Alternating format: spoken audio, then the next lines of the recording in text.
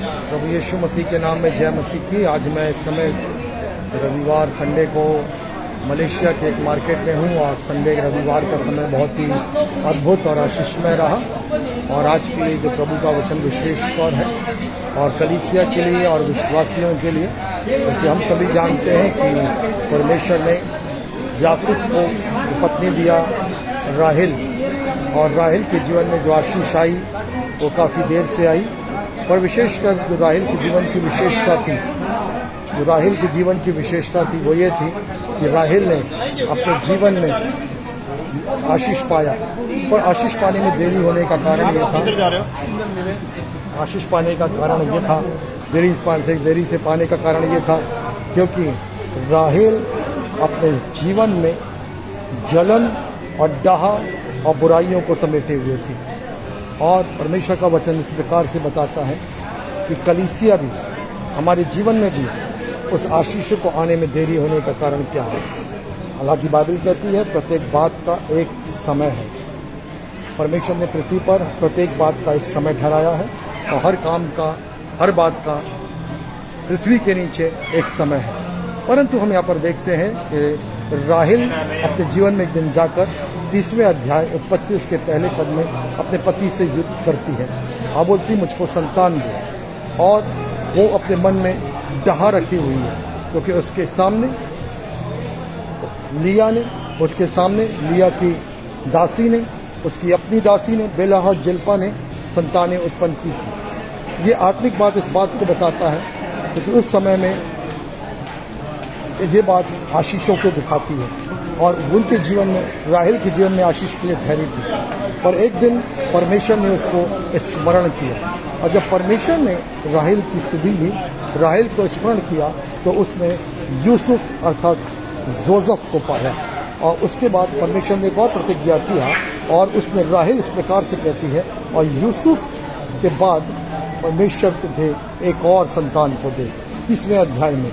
और हम देखते हैं परमेश्वर के वचन से कि राहेल आशीष के बाद आशीष पा रही है, परंतु हम इसका कारण ये है क्योंकि जब उसके हृदय में वो डाह, वो जलन, वो बुराई दूर हो गई। आज हम लोगों से आपस में कंपटीशन करते हैं, तुलना करते हैं, आशीषों को देखते हैं, इसके जीवन में आशीष है, इसके जीवन में आशीष है, इसके जीवन में आशीष, इसके जीवन में है, मेरे जीवन में क्यों नहीं है। और इसके कारण से हमारे जीवन में आशीष हम पाने से वंचित होते हैं। परंतु हम प्रेम से भरे रहेंगे, आपस के प्रेम में, परमेश्वर के प्रेम में, हम आशीषों में और प्रेम में बढ़ेंगे। जब हम शाऊल के समान जलन या ईर्ष्या नहीं रखेंगे जैसे दाऊद ने रखी थी, तो हम निश्चय अपनी आशीषों को शीघ्रता से और समय पर पा सकेंगे। इसलिए एक दूसरे की आशीषों को देखकर जलन रखना छोड़ें, डाह रखना छोड़ें, बुराई करना छोड़ें, कुड़ना छोड़ें, निंदा करना छोड़ें, परंतु हम उस यूसुफ को अपने जीवन में आने दें, अपने जीवन में बिन्यामीन को आने दें।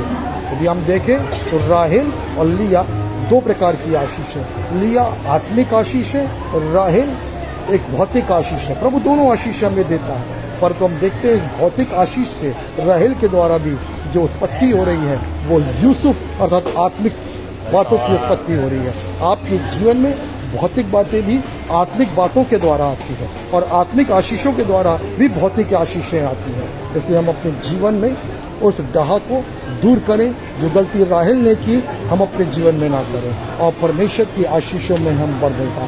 निश्चय परमेश्वर हमें आशीष देगा, निश्चय परमेश्वर हमें बढ़ाएगा। परमेश्वर ने प्रतिज्ञा की है अब्राहम के वंशज से कि मैं पृथ्वी की सारी जातियां तुझ में आशीष पाएंगी और पृथ्वी के सारे कोल तुझ में आशीष पाएंगे। हम यीशु मसीह में बने रहें, एक शुद्ध हृदय से, एक पवित्र हृदय से, एक निष्कलंक हृदय से, एक परमेश्वर से प्रेम करने वाले हृदय से, आपस में प्रेम करने वाले हृदय से। और निश्चय गॉड विल ब्लेस अस, और निश्चय परमेश्वर हमको आशीष देगा।